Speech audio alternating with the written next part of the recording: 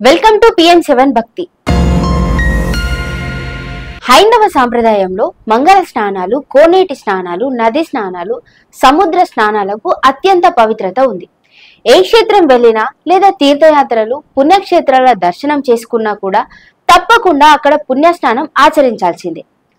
ఇక కార్తీకం, మాఘమాసం, వైశాఖం, ఆషాఢ మాసాల్లో చేసే నది స్నానాలు, సముద్ర స్నానాలు అత్యంత పుణ్యప్రదమైనవి. అయితే పుష్కరాల్లో చేసే పుణ్య స్నానాలు అనేక వేల రెట్లు శ్రేష్టమైనవని అంటారు పెద్దలు. అయితే 2025 మే 15వ తేదీ నుంచి సరస్వతి నది పుష్కరాలు ప్రారంభం. ఈ నేపథ్యంలో సరస్వతి నది ప్రాముఖ్యత, సరస్వతి నది అంతర్వాహిని కదా, ఎక్కడ స్నానాలు ఆచరించాలి అనే విషయాలను మనం ఇప్పుడు తెలుసుకుందాం. ప్రాచీన కాలం నుంచి నదీ స్నానాలలో పుష్కర స్నానం పుణ్యప్రదమని పురాణాలు చెబుతున్నాయి. భూమిపై ఉన్న జీవరాశులకు ప్రధానంగా జల ప్రాముఖ్యత తెలియజేసేవే పుష్కరాలు. మానవాళికి మహోపకారిగా, మోక్షప్రదాయినిగా, అంతర్వాహినిగా ఉన్న పవిత్ర సరస్వతి నది పుష్కర శోభను సంతరించుకుంది.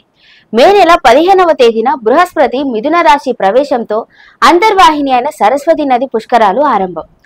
15వ తేదీ మే 2025 నుంచి 26 మే 2025 వరకు 12 రోజుల పాటు సరస్వతి నది పుష్కర వైభవం జగజ్జయమానంగా వెలుగొందనుంది.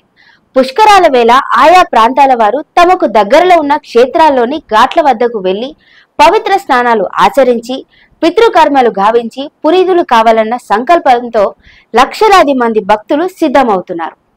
వ్యాస మహర్షి భారత గాథను చెబుతుంటే వినాయకుడు వింటూ వ్రాసింది సరస్వతి నది తీరంలోనే, మానా గ్రామంకి దగ్గరలోనే అనే విషయం మనందరికీ తెలిసిందే. పవిత్రమైన ఈ సరస్వతి నది ఉత్తరాఖండ్ రాష్ట్రం బద్రీనాథ్ దగ్గరలోని మానా అనే గ్రామం దగ్గరలో పుట్టింది. అయితే అక్కడ కొద్ది దూరం మాత్రమే ఈ నదీ ప్రవాహం కనిపిస్తుంది. అక్కడి నుంచి ఈ నది అంతర్వాహిని, అందువల్ల సరస్వతి నది పుష్కరాలు మానాలో జరుగుతాయి. అలాగే ఉత్తరప్రదేశ్ రాష్ట్రం ప్రయాగ్రాజ్ లోని త్రివేణి సంగమంలోను, రాజస్థాన్ రాష్ట్రంలోని పుష్కర్ లోను, గుజరాత్ రాష్ట్రంలోని సోమనాథ్ త్రివేణి సంగమంలోను జరుగుతాయి. ఇక మన తెలంగాణ రాష్ట్రంలోని కాళేశ్వరంలోని త్రివేణి సంగమంలోను సరస్వతి నది పుష్కరాలు జరుగుతాయి. తెలుగు రాష్ట్రాల్లోని భక్తులు 15వ తారీఖున మే 2025 నుంచి 26వ తారీఖు మే 2025 వరకు 12 రోజుల పాటు పుష్కర వైభవంతో అలరారే సరస్వతి నదిలో పుణ్య స్నానాలు ఆచరించి తరించవచ్చు. అలాగే భక్తులు వారి వారి పితృదేవతలకు పిండ తర్పణాదులు కూడా సరస్వతి నది పుష్కరాల్లో ఆచరిస్తే తగిన ఫలితం పొందవచ్చు. పవిత్ర సరస్వతి నదికి పూజలు చేసి హారతులిస్తే సద్గతులు కలుగుతాయంటారు పెద్దలు. ఈ సందర్భంలో మూకుమ్మడిగా స్నానాలు చేసే సమయంలో నదులను అపవిత్రం చేయరాదు.